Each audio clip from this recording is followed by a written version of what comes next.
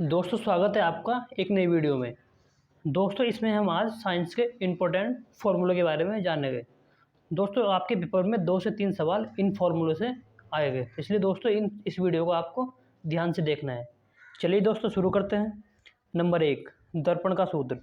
दोस्तों दर्पण का सूत्र 1/f बराबर 1/v प्लस 1/u होता है, जिसमें दोस्तों f फोकस दूरी होती है, v प्रतिबिंब की दूरी होती है और u वस्तु की दूरी होती है। चलिए दोस्तों आगे चलते हैं। लेंस का सूत्र। दोस्तों लेंस का सूत्र और दर्पण का सूत्र सेम होता है। दोस्तों बस अंतर इतना सा है, दोस्तों लेंस में माइनस होता है और दर्पण में प्लस होता है। दोस्तों बाकी सब सेम होता है, क्योंकि f फोकस दूरी, v प्रतिबिंब की दूरी और u वस्तु की दूरी होती है। नंबर 3, आवर्धन क्षमता।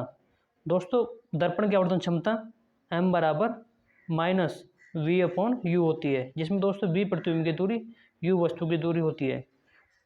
इसी तरह दोस्तों आवर्धन क्षमता का दूसरा फॉर्मूला भी होता है, जिसमें m बराबर f/f-u होता है, जिसमें m फोकस दूरी, u वस्तु की दूरी होती है। दोस्तों आवर्धन क्षमता के दोनों फॉर्मूले आपको याद रखने हैं। दोस्तों इससे एक ना एक सवाल आपके पेपर में पक्का आएगा। नंबर 4, न्यूटन का दूसरा नियम। दोस्तों न्यूटन का दूसरा नियम F बराबर m में होता है।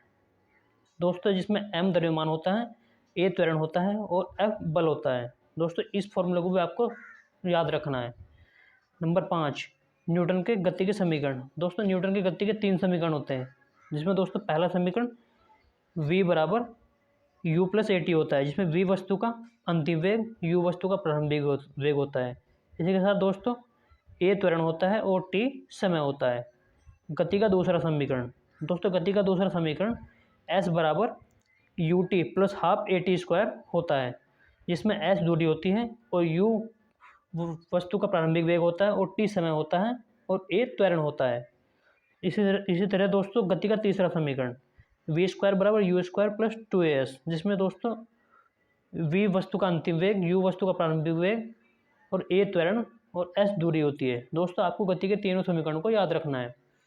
दोस्तों नंबर 6, दूरी बराबर चाल गुणा समय। दोस्तों यह फॉर्मूला भी बहुत इंपॉर्टेंट है, इसलिए दोस्तों इस फॉर्मूले को भी आपको सही तरीके से याद रखना है, जिसमें दोस्तों दूरी बराबर चाल गुणा समय है, जिसमें 2 दिया रहेगा दोस्तों, एक आपको निकालना होगा। नंबर 7, गतिज ऊर्जा का सूत्र। दोस्तों गतिज ऊर्जा से आपके पेपर में एक सवाल पक्का आएगा, इसलिए दोस्तों इस फॉर्मूले को सही से याद रखना है आपको। दोस्तों गतिज ऊर्जा का फॉर्मूला होता है हाफ mv², इसमें दोस्तों m द्रव्यमान, v वस्तु का वेग होता है। नंबर 8, स्थितिज ऊर्जा का सूत्र। दोस्तों स्थितिज ऊर्जा का सूत्र mgh होता है, जिसमें m द्रव्यमान होता है, g गुरुत्वीय त्वरण होता है और h ऊंचाई होती है। नंबर 9, ओम का नियम। दोस्तों ओम के नियम से आपके पेपर में एक सवाल पक्का आएगा, इसलिए दोस्तों इस नियम को आप याद रखें।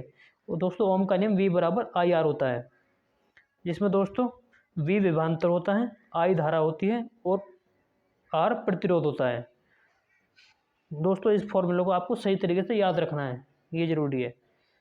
नंबर 10, आवेश निकालना। दोस्तों आवेश का एक फॉर्मूला होता है Q बराबर IT, इसमें दोस्तों I धारा होती है, T समय होता है और Q आवेश होता है। नंबर 11, शक्ति का सूत्र। शक्ति का सूत्र दोस्तों P बराबर W/T होता है, जिसमें P शक्ति होती है और W कार्य होता है और T समय होता है।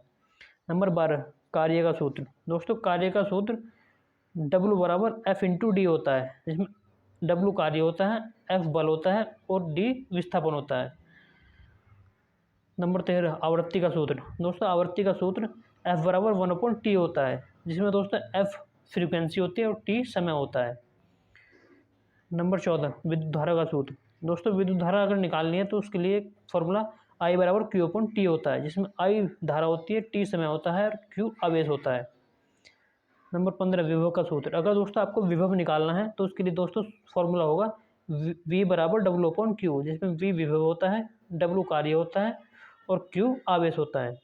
दोस्तों इन फॉर्मूलों को आपको अच्छे तरीके से याद कर लेना है, क्योंकि दोस्तों आपके पेपर में 2 से 3 सवाल इन फॉर्मूलों से बनेंगे। अगर दोस्तों आपको वीडियो अच्छी लगे तो वीडियो को लाइक ज़रूर कर देना।